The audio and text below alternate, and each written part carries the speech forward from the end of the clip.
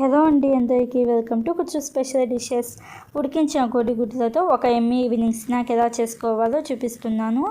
చాలా సులభంగా చేసుకోవచ్చు, టేస్ట్ కూడా చాలా బాగుండిద్ది. ముందుగా కోడిగుడ్లను ఉడికించుకొని పైన ఉన్న పెంకు తీసేసి ఇలా 4 భాగాలుగా కట్ చేసుకోండి.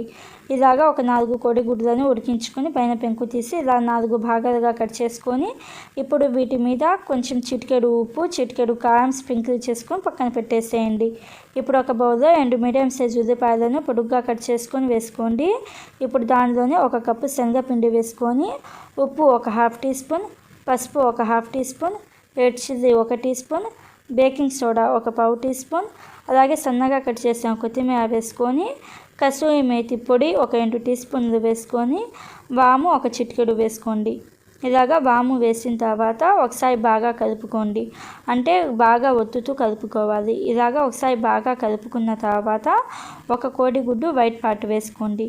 కోడిగుడ్డు వైట్ పార్ట్ వేసిన తర్వాత బాగా ఒత్తుకుంటూ కలుపుకోవాలి.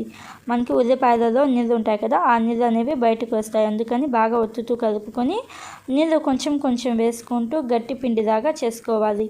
మరి పకోడీల పిండిలాగా కాకుండా ఈ పిండి అనేది మనకి కొంచెం గట్టిగానే ఉండాలి. పిండి అనేది ఈ కన్సిస్టెన్సీలో ఉండాలి. 2 రకాలుగా కోటింగ్ చేసుకోవచ్చు, చూపిస్తాను.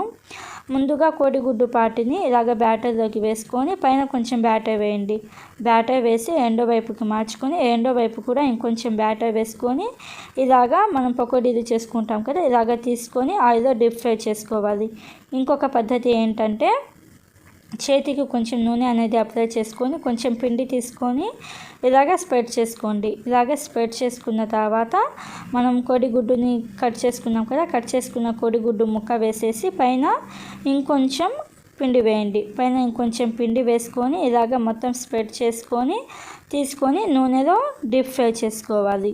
మీరు ఎలా చేసారో నాకు కామెంట్స్లో చెప్పండి. ఇలాగ చేసుకున్న వీటిని వెంటనే మీడియం హీటెడ్ ఆయిల్లో వేసుకోండి. అంటే అమ్మాయి ఎక్కువ హీట్ చేయకుండా ఆయిల్ని కొంచెం లైట్గా హీట్ అయిన ఆయిల్లో ఒక్కొక్కటి వేసుకున్న వెంటనే గరిటెతో కలపకండి. గరిటెతో కలపకుండా మంట మీడియం ఫ్లేమ్లో పెట్టేసి ఒక 2-3 నిమిషాల పాటు ఉడికించుకోండి.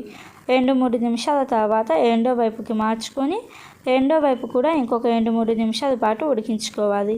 ఇలాగా ఉడికించుకున్న తర్వాత మనం ఇంకా ఒక 30 సెకండ్స్లో తీస్తాము ఈ పకోడీలు అనుకున్నప్పుడు మంట హై ఫ్లేమ్లో పెట్టేసేయండి. మంట హై ఫ్లేమ్లో పెట్టేసి ఒక 30 సెకండ్స్ లేకపోతే 1 నిమిషం పాటు వేయించుకున్న తర్వాత ఈ పకోడీలను అప్పుడు తీయండి. ఇలాగా లాస్ట్లో ఒక 30 సెకండ్స్ లేకపోతే ఒక 40 సెకండ్ల పాటు మంట హై ఫ్లేమ్లో పెట్టేసి పకోడీలు తీయడం వలన నూనె అనేది అస్సలు పీల్చవు. మీకు ఎన్ని కావాలి అనుకుంటే అన్నీ కూడా సేమ్ ప్రాసెస్. అంతే అండి, సింపుల్ ప్రాసెస్ కదా, టేస్ట్ మాత్రం చాలా బాగుండిద్ది. మీరు కూడా ఒకసారి తప్పకుండా ట్రై చేసి మీకు ఎలా వచ్చిందో నా కామెంట్ బాక్స్లో చెప్పండి. Thank you friends, bye bye.